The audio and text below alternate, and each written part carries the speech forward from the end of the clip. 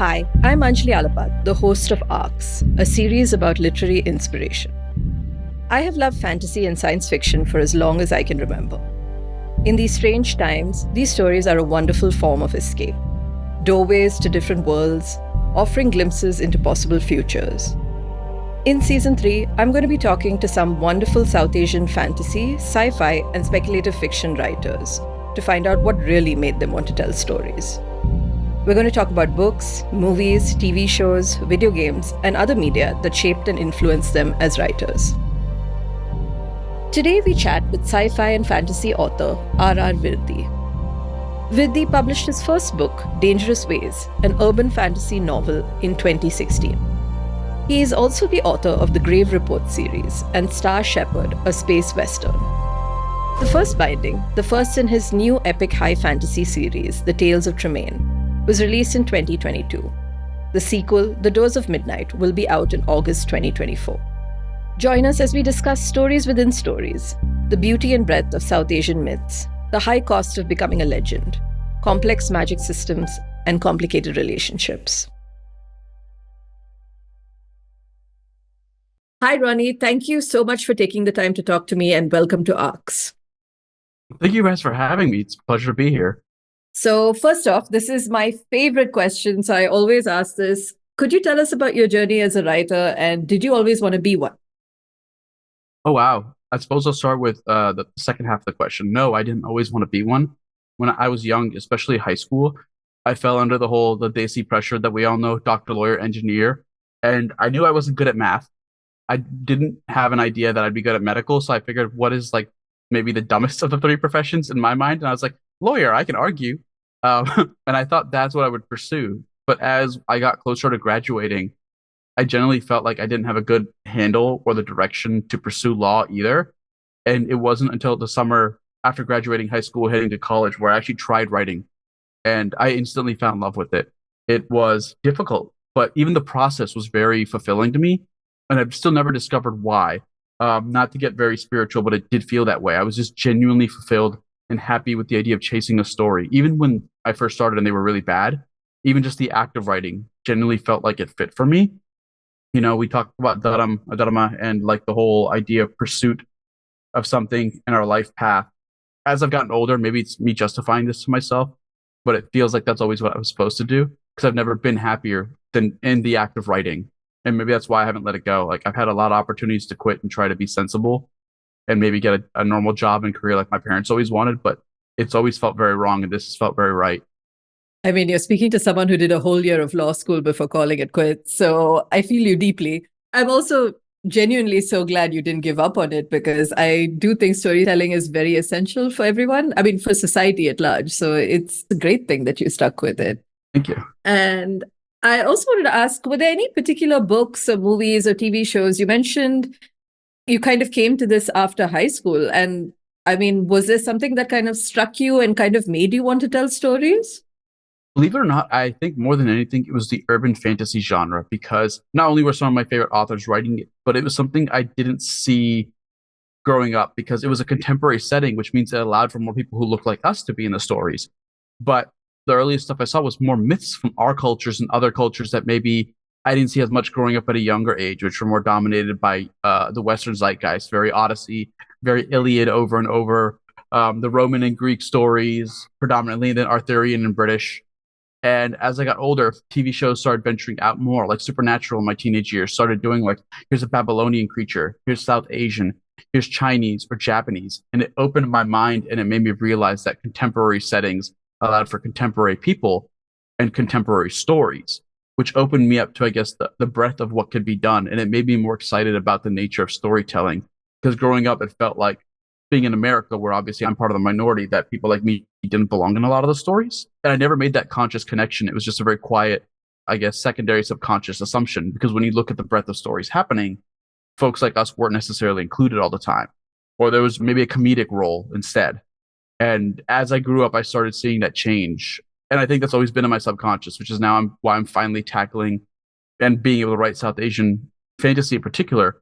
But I'm allowed to include so much of what I love from South Asian culture and hopefully introduce people to aspects they didn't know one of my favorite parts of this is I've had new South Asian authors come to me for mythology stuff because it's my biggest thing is mythology is what I study, particularly focus on.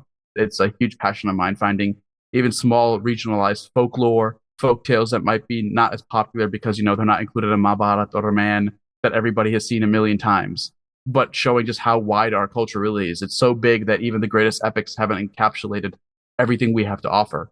And I thought that was cool. I'm definitely going to come back around to the mythology of it all, but I also wanted to kind of talk about urban fantasy because that's something that I think is very underrated. And it's something that I see kind of dismissed a lot, which is sad because I actually think it's the most fun to write and the most fun to read because it is kind of melding of your actual world and what kind of lies beneath in a really interesting way. So can you tell me a bit about what, you liked about it, and was there anything in particular that kind of caught your fancy within the genre? Particularly what caught my fancy was Dresden Files. Obviously, it's my favorite series. It's easy for me to say that. And like I said, it allowed contemporary characters to explore contemporary issues, but with the fantastical elements. And I loved the breadth of all you could accomplish there. That means if I wanted, I could have a South Asian character go through a narrative, discuss what it might like being an Indian American, but also have a really cool job like a private eye.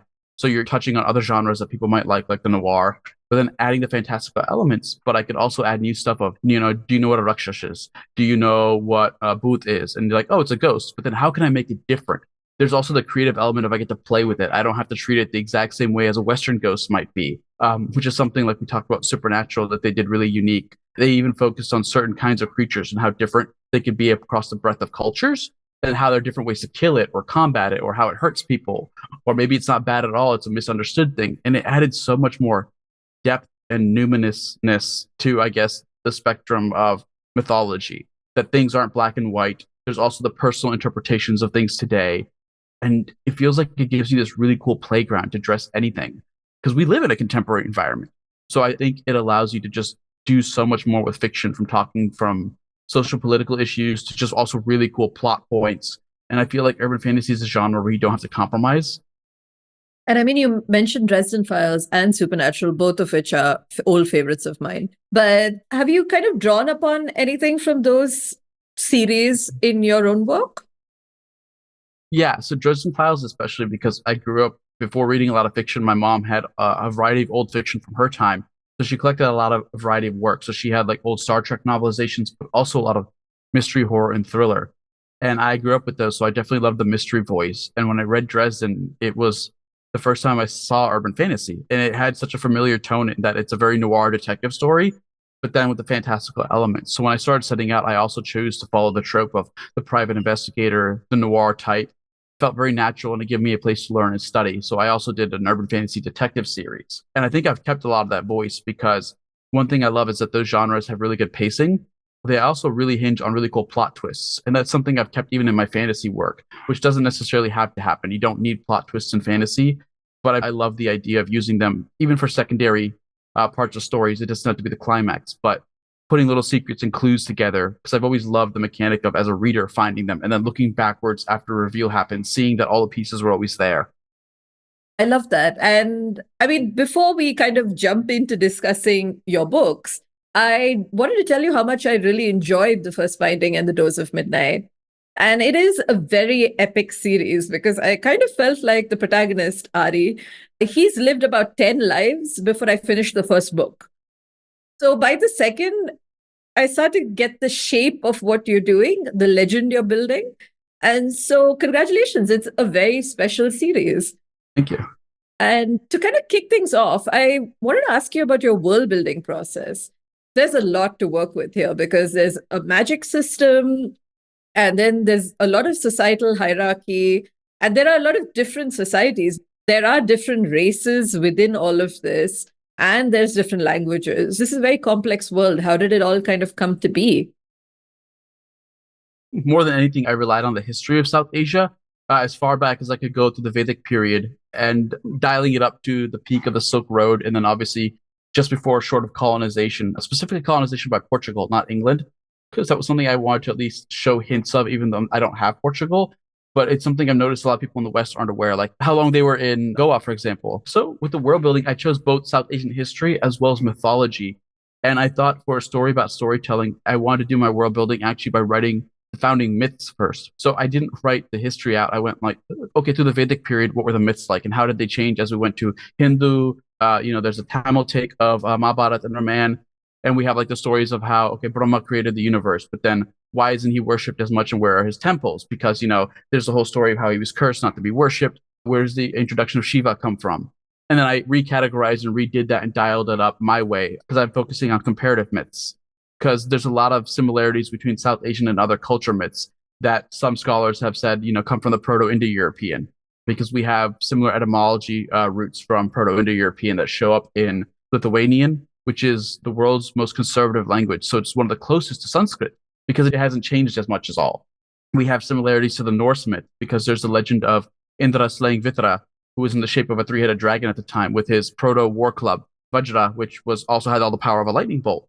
But then Thor versus Jormungandr, he has Mjolnir, which is his lightning hammer. And then you have Baal versus Hadad, which is also a storm god killing a dragon, oceanic sea serpent. So I thought, like, what would the founding myths of this world be that were really cool legends that were either tied into religion or just heroic and they were passed down? Because our world is the same thing. All of our fiction and fantasy derives from fantasy and fiction from ages ago, right? Gilgamesh, all these epics that eventually got reduced and codified for a time to the hero's journey. And then people built off of that and then they re-expanded. And now we're sort of rediscovering stuff and we're discovering the breadth of how other cultures have sort of done the hero's journey before. And I thought they would make it the most meta cool thing if I did a South Asian story about storytelling, because we have so many forms, some that are focused on addressing sociopolitical issues and they're orated. And it's like a lesson where you include the audience. Some are just like, not like it's just a play for entertainment. Others are only for nobles and casted members to have a spirited debate. And it's a whole different structure we don't see in the West. And I wanted to find ways to include all these. So I thought the world building would be best done by actual creating different stories set to different structures and then forming the meta plot and the story plot around and through that.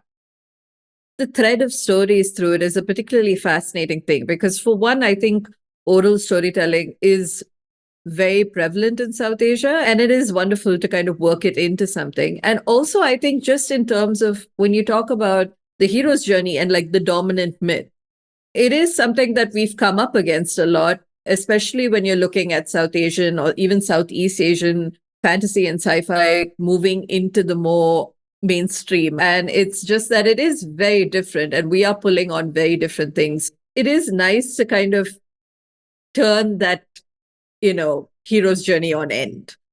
Also, the narration of the story is very non-linear.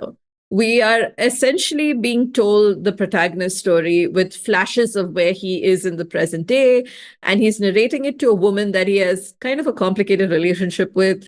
And it's a very dramatic kind of thing. Like, even as he's telling the story, it is with a sense of drama and purpose, right? Right. So why tell it this way? Why use this narrative device? So one thing that I think people don't realize is, well, I say people, I shouldn't say people because I think a lot of South Asians are at least aware of this, but not in the West, especially Western publishing, is that the frame narrative was developed in South Asia and it's prevalent in so many of our stories, not just Mahabharata and Ramayana, but also Panchantara, which is a collection of didactic tales.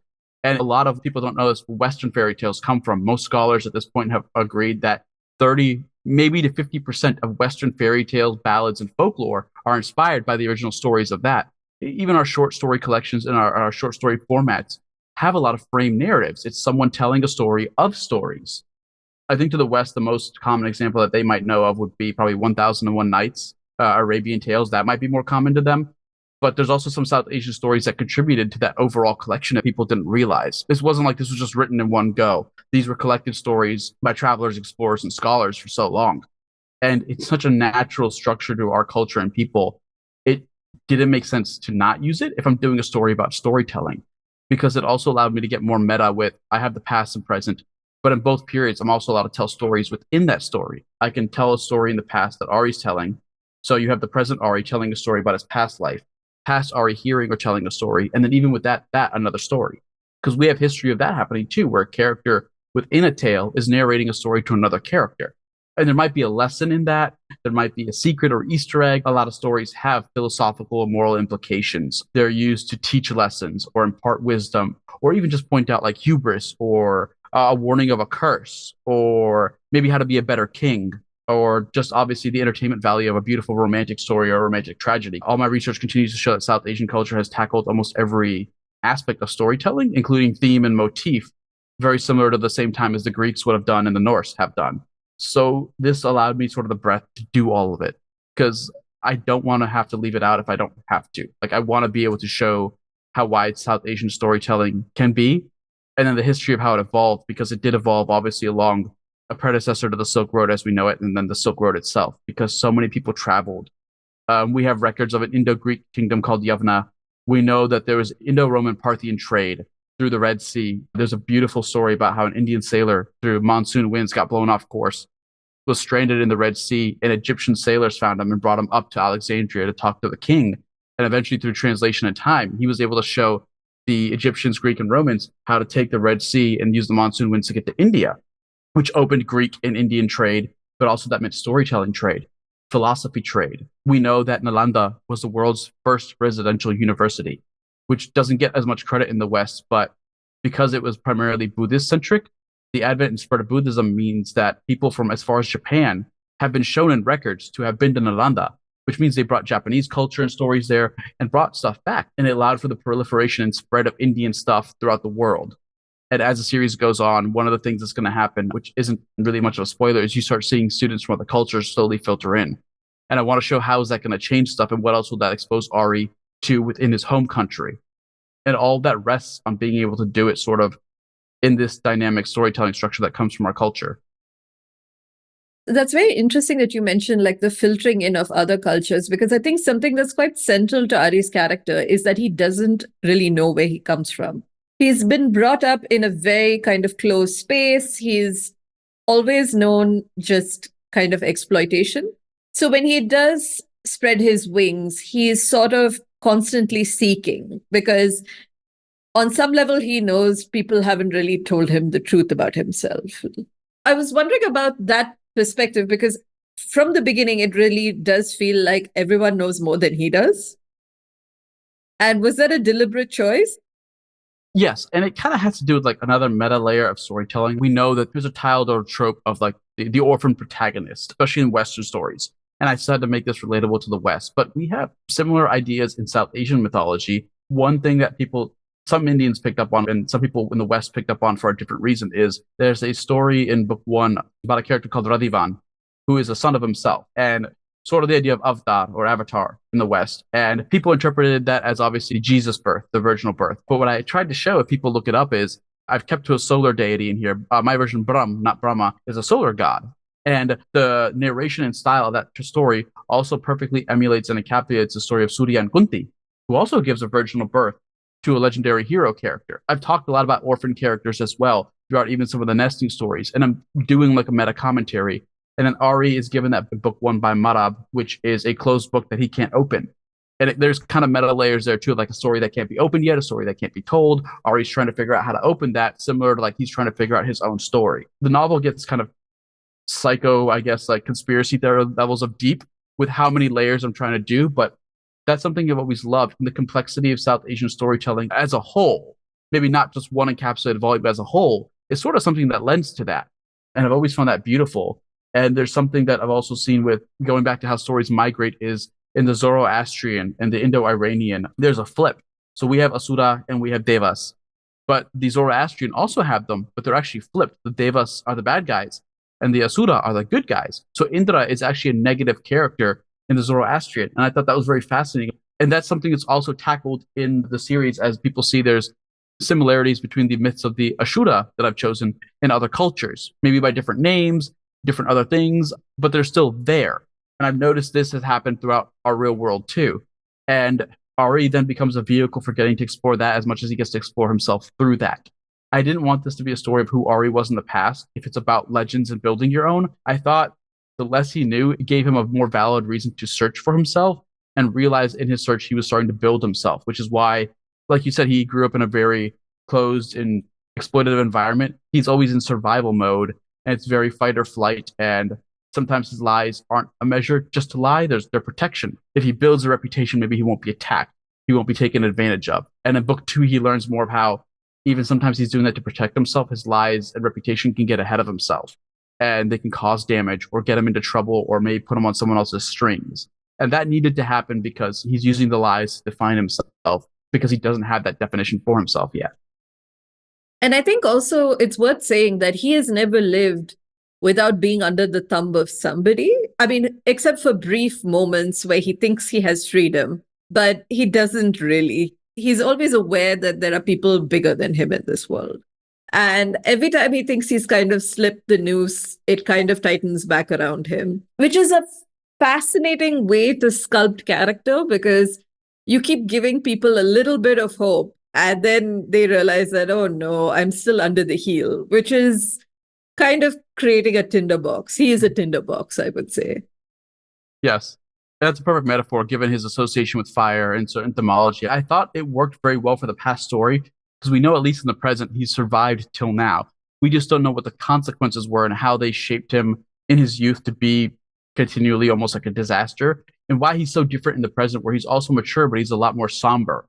He's slower to react. We don't see him living up in a lot of ways in the present to the legends of his past, which also creates that like juxtaposition of how much did he really do, which is true? Is he just lying? Is he really that good of a storyteller where even his legends are completely full of smoke in the present? But I thought that allowed for some emotional resonance in his past because I think as youths ourselves, so many of us might have felt like that a lot more through our lives. And then maybe even was reality, but it's still justified because when you're already young, you already have so little power.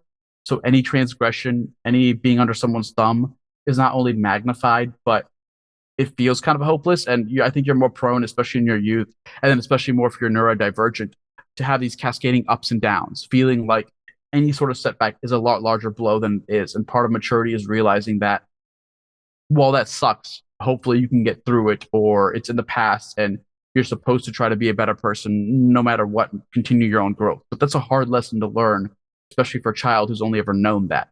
And it felt very psychologically fitting, as well as obviously a good narrative tool to keep readers invested.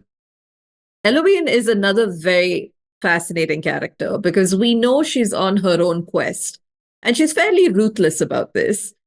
And we know that she has a soft spot for Ari, but there is a hint that there's more to this relationship. And it's so far pretty one sided. He is kind of telling her a story, but she's not giving him anything back.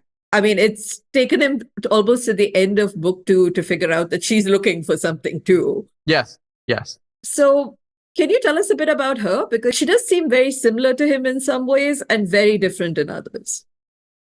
Yes.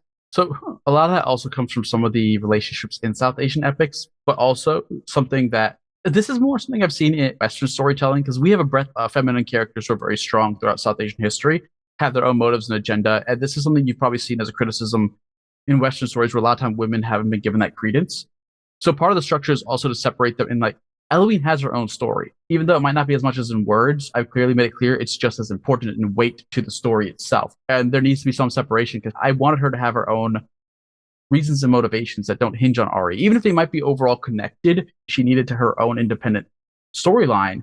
And it was just something that also fascinated me to tell a story that way, where they overlap and you get Ari's story through her because he finds that she's the one vehicle for this that he really can trust, that she has a separate life and she demands it's necessary for her and she gets to have that space as a female character. But then in terms of the similarities, they both are obviously drawn from certain aspects of South Asian culture in some ways, where Ari, I'm addressing casteism and social hierarchies with analoging some real stuff from South Asian castes, just like how I have what people in the West might know only as tinkers, because they tinker, but I use the actual South Asian names. I don't think people understand how old the idea of that caste is, which was Gadia Loar, which are wagon-driven iron workers who literally tinkered and mended pots and by caste and trade, and were driven in oxen pulled carts. And how the origins of some of these castes eventually are what led to what in the West became tinkers and the Romani people, which people don't also realize, both of which also came from South Asia, migrated out. It's where the slur that starts with G unfortunately came from, because as they left, people thought they were Egyptians and truncated it to the slur with a G, but they were actually South Asian. And Eloine's people we see mirror that in that they're social wanderers. They also have similar arts, the Romani and South Asian arts, that they practice song and dance. They're very oral performative, but they're also marginalized, which I actually discuss pretty heavily in book one. And then there's also, as the story goes on, mythological and character role stuff that's going to come up that will be, I suppose it's something that you see in multiple cultures, not just South Asian. but I'm definitely taking inspiration from the South Asian side in her construction. Even if in the story herself, she's not predominantly South Asian, she's closer to, I would say, something that's more mixed, like Romani people. But there was a lot of that conscientiously went into shaping her and how they both have had similar, I suppose, struggles and bad interactions, which is why they connect as people. So they have the career vocation that quietly connected them. They both know what it's like to be marginalized, which is how they connected in the actual story, being persecuted or being, I suppose, like viewed in a very negative lens, which is why the story opens in book one with Ari almost appearing cocky. He's coming in very confident in a foreign culture, but that's a nod to which I don't think people in the West understand. Where if you're part of a marginalized community, you have to often present like 10 times better than somebody else to get the same shot. There have been studies, which I'm sure you've probably seen throughout the world, where if you're part of a marginalized community and you have what might be foreign to the local populace sounding name, you have a less chance of getting the shot, even if you're just as qualified as the other best qualified candidate, or even if you're a little bit more. Sometimes as simple as changing your name to be more accepted in that culture gets you a better shot. And Ari's performance in the opening was similar to that. And that's something Eloine's also had to do. So they're playing, obviously, in some ways, mirrors of each other and then opposite struggles, but they sort of found themselves in this overlap of their similarities, allows me to tell the story that way. Also, I did find your female characters interesting because they do kind of show up as very pivotal people for us. Yes. Whether it's Imi, who's like trapped in the tower, of course, the women of the tribe. And then, of course, there's this ethereal woman that he meets who is like this kind of supernatural factor. His relationship with these women is very interesting because, except for like, say, one of them, it is a very non-sexual thing. He has a wealth of empathy for them, particularly the most demonized ones. And even the ones that betray him. Why is that? Because he is a hot-headed guy. You would imagine that he would lash out immediately, but he tends to be much kinder to women, I would say. Yes. There was a lot of conscientious decision making about that. Part of that is growing up in the West, definitely saw like poorly written female characters. In the nature of my own life, actually, the women in my family and extended family and friendships have been the most supportive of me. And actually, I was demonized and harassed and abused mostly by the men. But also in Ari's life, that's sort of happened. A lot of the female characters have been the ones who actually outreach to him. Women, unfortunately, have to mature a lot faster because of some of the struggles they face. And we see that with the introduction of even the women in Ari's child life, from Nisha and Nika, who have a lot more responsibility on their shoulders at very young ages, even in traumatic situations. And they are in places of power and maturity, whether it's within his own personal life or then when he joins the Sparrows. And they are the more mature ones, and Ari's more of a mischievous little shit, the boys. But in those relationships, he's forced to tread with more caution and understand caution for the sake of protecting people. And it also allowed me to sort of show women with more agency and breadth and power, because those are always the characters I like. And we've had that breadth of diversity in South Asian characters who are women as well. We have seen increasingly complex women in very different roles. And I want to just do that again. I guess this might be egotistical and it's not coming from that place, but just the best service I could to the level of complexity that we have in our characters throughout our epics, because none of our characters are flat. They've all come through, whether it's trauma, family tragedy, very trying circumstances like wars, curses of gods, living up to heroism, flawed mentorship relationships, personal hubris, and being brought low. There's always like this arc of growth for the male and female characters throughout our epics. I felt like I had to live up to that. I didn't want anyone to be flat if I could help it, and hopefully just create that breadth of experiences for him. And I mean, you mentioned these stories, and there's a lot of that in the books, a story within a story within a story. They're obviously inspired by a lot of different cultures and ideas. Was it a very deliberate thing to make it a narrative device? And also, sometimes they're seemingly just stories. They're not immediately connected to the journey of our hero.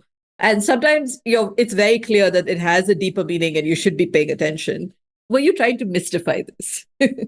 Yes, for many reasons. One, obviously, they are important because I actually use the lines throughout the books that like, every story has secrets. Every story should be paid attention to. That's not just for Ari, that's for the audience. But storytelling to me has always had that mystical experience. I wanted to sort of keep that numinous, ethereal nature. And I felt if I make it very clear what the point of every story immediately is, you don't have a sense of wonder, particularly why I also chose my magic system the way it is. And this is a very personal choice. We're like in the zeitgeist of hard magic right now in fantasy. And I've seen so much of it. And that also removes the magical nature of it. It feels like a scientific tool, which is still great, but it loses the fantastical sense of wonder to me. What enthralled me is the idea of sense of wonder. It was a term I was introduced to by a professor of mine who taught a course about the history of science fiction literature and how there was a sense of wonder became reduced down to one word called sense of wonder, Sensuwanda, which is what the early authors wrote about. It wasn't just tackling ideas. It was also like, how do we make science fiction just have this wondrous, numinous aspect of it? Like this wow. And it didn't have to be hard science. You could have this surprise and almost magical quality in science fiction. And I've always found that in the mythic stories. And I want to keep that in here, which is part of why it's also, for most aspects, a very low fantasy. I don't have very high fantasy elements of crazy technology everywhere. I thought having that the high and that low separation also makes the magical moments feel that much more magical. Similar with the stories. Each story is supposed to be particularly epic in its own construction, even if it's small, and it adds that extra breadth and depth of what the world has, what the world believes. If the audience believes that story ever really happened, which then has implications for the world and what's possible, how Ari will process it, and what will he go on to do. What will he go on to do? That's a big question. I do feel like he's kind of lived about 500 lives since the series started. Yes. And you get also the sense that while he was so eager to be a legend, there are like such deep consequences to that as well. You know, while he was letting rumors run wild as a form of protection, there is a sense that now that he really is this powerful person, he would pretty much give anything not to be anymore. Yeah.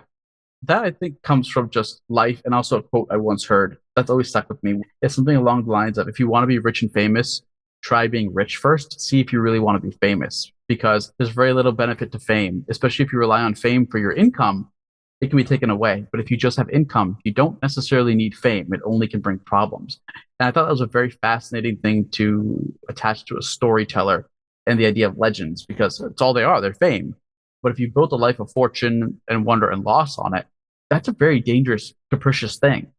And we've seen that can go wrong very easy, even before Ari has any of that. Just with just legends and little lies at first, he's already starting to see how it can go wrong. Like he gets protection, but it also gets consequences. He starts getting a reputation, which isn't always a good thing, and how people can twist and turn it and use it to punish him, or how people can use it to their own ends, which is a lot of the focus of book two as it becomes apparent as book two goes on. It's not obvious at first, but it comes to be apparent that like the reputation that Ari builds, other people can also use. Yes, that's definitely something that you see cropping up more and more as the books go on. I think Pratchett was the one who said, like, a lie can go around the world before the truth gets its boots on. And I was thinking about that so much because there is a grain of truth to these stories, but there's this also this sense of defeat that you can tell people the truth all you want, but they don't always want to believe it. Exactly. And I have certain lines that comment on that about how people already have predetermined biases. There's actually a nod to the Pratchett line where Ari talks about how he finds that lies travel faster than the truth. That's actually a specific line. It's not the exact wording. It's more analogous to his life, and it's coming from his personal experience of how fast he's seen lies travel when using it to protect himself, and how quickly his reputation spiraled out of control. That's very interesting. And if I kind of let myself, we could talk about this for hours, but obviously our time is kind of coming to a close. Before we sign off, I also wanted to ask about the way both he and Eloine carry their stories, because she has clearly lived a very long life too, but they carry their experiences so very differently. And you can see Eloine kind of telling him, yeah, you did the thing, but that was not what you intended, right? Like, so why are you carrying this guilt? Yes. And that was very fascinating to me because it just shows two very different personalities. They have a very complicated relationship, which slowly will come to light more and more throughout more books. Eloine is definitely, without doubt, more wiser and more mature than Ari because of like her experiences and how she's carried them. I don't think it's fair to say her experiences broke her. Ari's definitely did. I can absolutely admit in the present he's kind of broken. He's piecing himself back together. She has wounds, but those are very different. She's had a different sort of survival mechanism. And you can say that they're both also helping each other to help themselves in some way, not in the superficial quest way, but maybe this is also like a sort of cathartic therapy for each of them. But not just reducing it to that, she definitely has her motivations, and she's maybe more clued into the actual shape of the world and what's happening than even Ari might be, because he's very clearly wrapped up in his own quest and his present day motivation. Even if they're very good, like he's talking about saving the world, You can see they're kind of derived from a selfish perspective, not in a bad selfish, but just he feels responsible for a lot of the bad things that's happened and he wants to fix them. She's searching for something greater than herself and she's desperate in a different way for it. And she's very hungry for something that she also believes will also save the world. But without knowing all of her story, it doesn't seem like it's coming from a place of she's responsible for that. She definitely has a vested interest in Ari on many levels. They are clearly romantically entangled, and she's more clued into what that looks like than Ari for various reasons. I gotta make it clear, for even as a kid, because of how he grew up, he's not necessarily very clued in on women and the romantic attraction side because he grew up in survival mode. And Eloine's had a very different life, so different mindset of how to react to that. But Ari is very polarizing extremes, which means he's gonna miss subtle shades of romantic nuance, certain context clues, and it's not him being thick for the sake of being thick. It's more of an evolution just of if you live a life of extremes, you're probably going to see things in extremes. That's not necessarily even good or bad. Unfortunately, it's just a consequence of having lived that way. And I think also what I sensed from her is that she's very grounded in community. Like she knows where she's from, she knows what her people are, and Ari does not. And he's definitely going to learn a lot more of himself in book three. It's not going to be everything he wants. He kind of had to find himself. And by that, I mean start building himself before he could get the answer of at least the idea of where he might have come from, which gives him the impetus to at least start really exploring it in the next few books. Because he tries. In book one and two, he starts asking a few people who've hinted at understanding the Ruma. Who are they? What do you know? People have said I'm one, but I'm not really sure. He's talked about the suspicion. Because as far as he knows, he was just the lowest of the low of castes, and he was raised in the theater, but he knows he wasn't born there. Part of that is he has to sort of build himself before he gets the quest of self-discovery. And that was a narrative choice, not just for the plot, but also structurally for their audience, where I wanted him to at least get some sense of himself before he got to discover more about himself. Build the idea of who you are before you get to see maybe another viewpoint of where you might have come from and have that to sort of reconcile and develop you further. I wanted him to be clueless and not understand potential and consequences or who he was so he could start to shape his identity and then be given sort of the seeds of one eventually to start reconciling also now that you know where you're from or you have the idea of it, do you still want to pursue it? Do you want to try to chase what you've already done and just make your own legend and way? Do you want to reconcile the two? And then I think that's also going to add for really good character development and allow a story to follow that. If you don't know your own personal story and you start to build one, does your old story matter? Just like with people, like, are you the same person you were 10 years ago? I don't think anyone ever is. So many things can happen. Even one traumatic experience can change your life into the course of your life irrevocably forever. That's how fragile or malleable our psyches are. And I wanted Ari to have that same, I guess, journey at some points because that also is a story about storytelling itself. The idea of who we are, who we were born to, cultural heritage, pass downs, and then the freedom to explore ourselves. That happens obviously more in adulthood, but it's something I've dealt with being Indian American, right? I grew up very westernized, but at the same time, I grew up in a very, very conservative Indian household where my parents didn't teach me English. I had to learn English in school. My parents only spoke Hindi Punjabi. They only spoke it at home because that was how they kept, I guess, normality because they were immigrants. So it's weird because I do get sometimes conversations where people assume I don't speak Hindi, don't speak Punjabi. I'm very white Desi because I grew up here, but I was raised actually very Desi instead. And my introduction to American culture came very late. Things that even like American kids here took for granted, I didn't know until I was like a few years older than them because it finally got in conversation circles. And I've always been reconciling these multiple identities. And it's something I want Ari to do because it's something I feel like I can just write about on the personal level. Taking all the writing craft aspect outside, it's something I know I can add emotional depth to because I've had to juggle it my whole life, including from the trauma of identity. Like when 9/11 happened in America, and I didn't understand the implication of it because I was just 10. And it was shocking because everyone else was shocked. I knew people had died and it was horrible. I didn't understand how it was taken for a while, like the attack on American sovereignty. And then the immediate reaction, which was terrifying as a son of immigrants when you see people who look like us just being attacked. Muslims were being killed, Sadar, Sikh were being killed, and my family is Sikh. And I had been raised going to Gurdwara, wore the Kara, and that was really shocking to see the hate. And as a kid, it makes you very confused of how to process your identity. A lot of kids I knew were like, do I want to be Indian or American? And not understanding you can still be both. But I know a lot of people like stopped wearing kara. They wore pagadi. They stopped wearing that or the judi. I never wore that because my dad wasn't that level of practicing Sikh, but I still wore the kara. And I actually did take mine off during that time. And I don't think I even understood the decision. I think it was a psychological reaction. Ari is definitely emulating that because he travels to other countries And I think that's something I just wanted to develop so I could talk about it because it's something I know I can personally talk about. Thank you for sharing that because it does put a different spin on the character and a lovely personal aspect to it.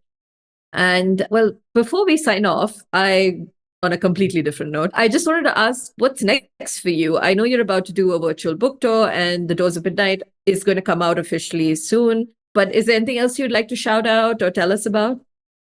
Yeah, I have actually Daisy inspired thriller or crime novel that I'm really happy to share, which is on submission. Hopefully it sells. I'm crossing my fingers that I hope will normalize more.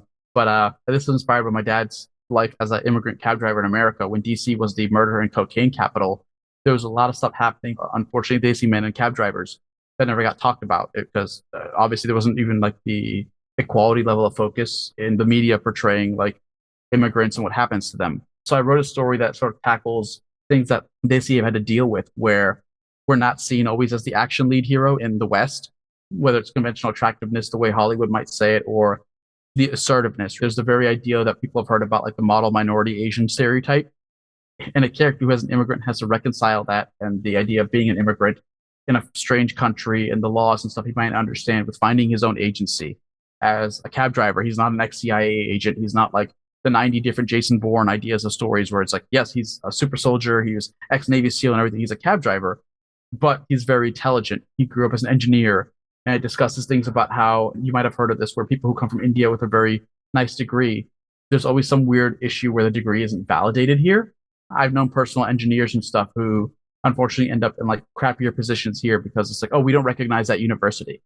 But it's like math is still math. This is an extremely highly educated person. Now it's been changing, obviously, because of how prominent Indians have become, especially in tech. But especially in the mid 2000s, that wasn't a thing. So this is something I'm really happy and proud of, and hopefully it gets published so I can discuss those issues of sort of what the immigrant life can be like, showing a different kind of hero in that aspect. And then I'm working on a South Asian novel, not using actual South Asia, but again, secondary world, because it's something I'm passionate about, to dial up South Asian culture in a new environment, take our myths and reinterpret them and give us new stuff, not just using our country, but the heritage and culture and the ideas that we have because they're so rich. And I'm tackling the idea of a city island state colonization story that's sort of an analog what happened with the Portuguese and the Inquisition with Goa, and sort of the idea of, from the South Asian perspective, what that would have looked like in a secondary fantasy world.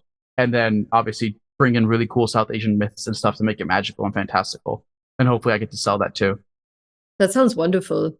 And I mean, of course, I want to shout out The Doors of Midnight. And when is that officially coming out? In the US, that's August 13th. And I think everywhere that the United Kingdom distributes through territories or who they have publishing agreements with, it's the following Thursday. The US releases on a Tuesday. My math is very bad. I'm the world's worst Daisy. So whatever that Thursday is, like 2-3 days later, like the 16th, 17th, that's when it'll be out everywhere else in paperback ebook format. Okay, listeners, check your calendars because we are not sure. But but it is a few days after the US release. Anyway, thank you so much for being on Arcx, Ronnie, and this was so much fun. Thank you so much for having me. This was wonderful.